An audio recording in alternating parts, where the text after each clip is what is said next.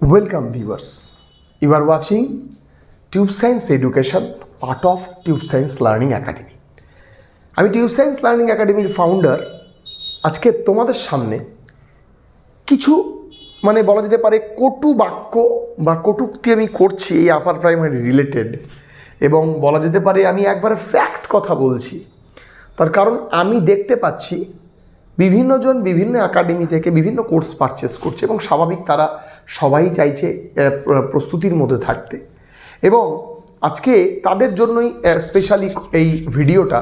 তার কারণ আমার কাছে প্রচুর ক্যান্ডিডেট এই আপার প্রাইমারির জন্য কিন্তু অলরেডি পড়াশোনা করতে চাইছে, এবং তারা র্যাপিডলি আমাদেরকে মেসেজ করে যে স্যার আপনার কাছে কি কোনো ব্যাচ লঞ্চ হয়েছে? না, আমার কাছে কোনো ব্যাচ লঞ্চ হয়নি। কেন ব্যাচ লঞ্চ হয়নি আমি সেটাও বলবো।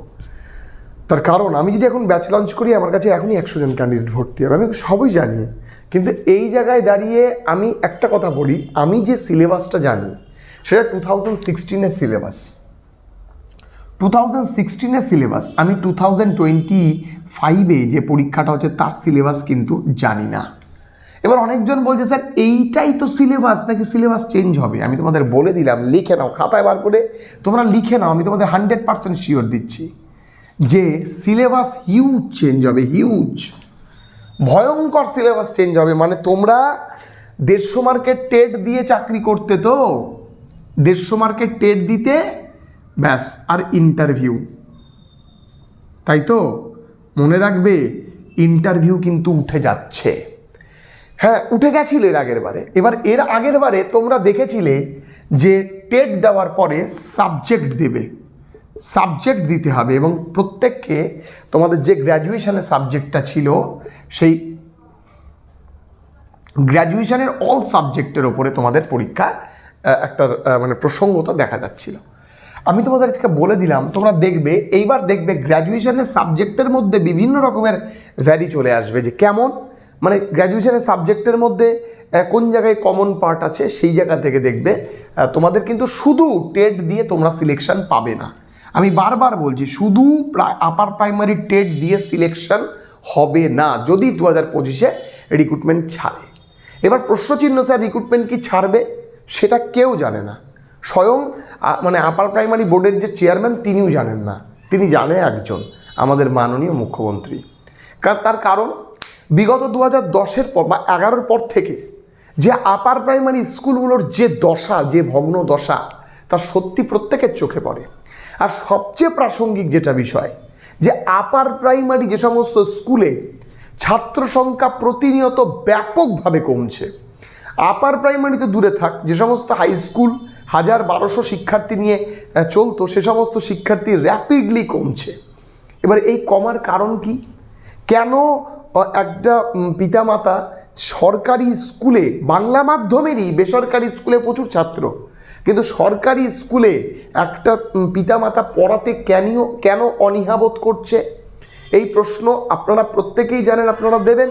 কিন্তু আমি একটা সত্যি কথা বলি, যদি আপার প্রাইমারি রিক্রুটমেন্ট করে 2016-র মতন আকাশছোঁয়া ভ্যাকেন্সি থাকার সম্ভাবনা কম। এটা ফ্যাক্ট। যদি কেউ আমাকে বলেন যে না এটা হবে না, আমি বলছি মিলিয়ে নেবেন। তার কারণ কেন?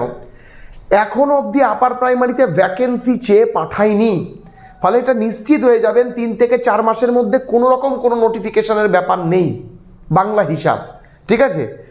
এবার তারপরে যদি ভ্যাকেন্সি চেয়ে পাঠায়, তার আগে হবে সারপ্লাস, বিভিন্ন স্কুল তারা বন্ধের পথে, তাদের স্কুলে 10-12টা করে ছাত্র, সেখানে পিজি সেকশনের টিচার 2010, 2008, 2009 রিক্রুটমেন্ট হয়ে নিশ্চিন্তে চাকরি করছে। হ্যাঁ, তাদের দুপুর 2টো অবধি স্কুল করে তারা নিশ্চিন্তে বাড়ি চলে যাচ্ছে, পিজি সেকশনের বেতন পাচ্ছে। সেই সমস্ত জিনিসগুলো কিন্তু তার বেশি দিন হবে না।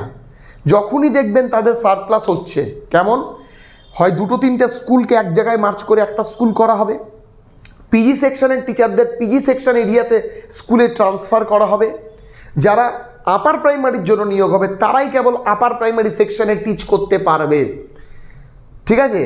তো ফলে এই জায়গায় দাঁড়িয়ে প্রচুর প্রশ্নচিহ্ন উঠে আসছে যে এগুলো যবে হবে তবে তুমি বলতে পারো যে না আসছে, মনে হয় নোটিফিকেশান আসছে।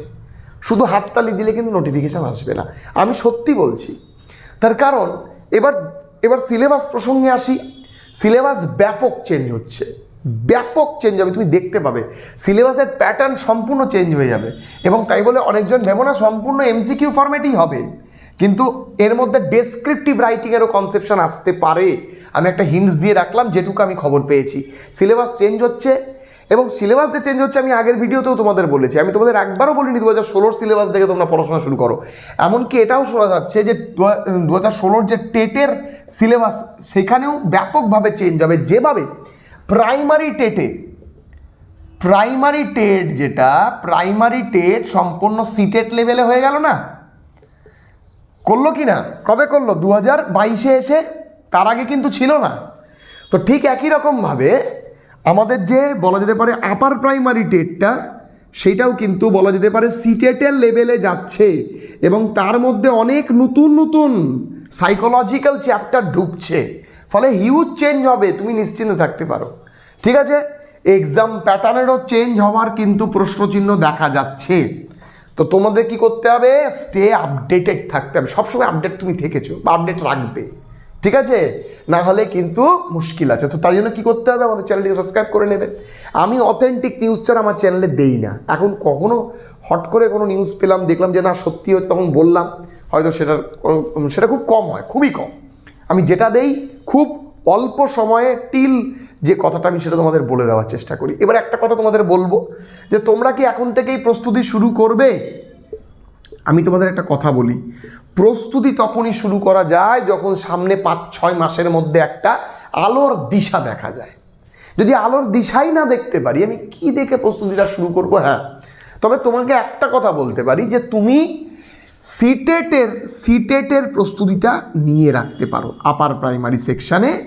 হ্যাঁ, কারণ কেন আমি তোমাদের বলে দিলাম, তোমরা লিখে নেবে যে আপার প্রাইমারি সেকশানে সিটেটের যে সিলেবাস বা সিটেটের যেরকম কোশ্চেন লেভেল, সেই রকম কোশ্চেন লেভেল কিন্তু আপার প্রাইমারি পরীক্ষা হলে আসবে, যাতে কেউ টেট না পাস করতে পারে বা কম সংখ্যক টেট পাস করতে পারে। মানে হজ বড় লয়ের মতো টেট পাস আর হবে না। যেমন 2023-এর প্রাইমারি দেখো তোমাকে বুঝিয়ে দিয়েছে, 2024-এর প্রাইমারি তোমাকে 24-এর প্রাইমারিটা নেয়নি, ফলে সেটা নেওয়ার যদি 25 জুনের মধ্যে দেবেন শুনছি, সেটা যদি নেয় তুমি সেখানেও কোশ্চেন লেভেল দেখতে পাবে।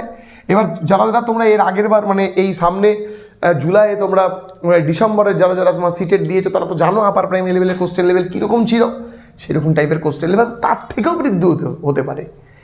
ইভিএস সেকশন তুমি টাচ করতে পারবে না, এমন টপিক তোমাকে দিতে পারে, ঠিক আছে।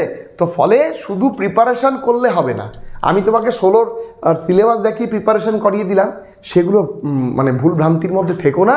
তুমি তোমার মস্তিষ্ককে বলো যে এখন কি করা উচিত।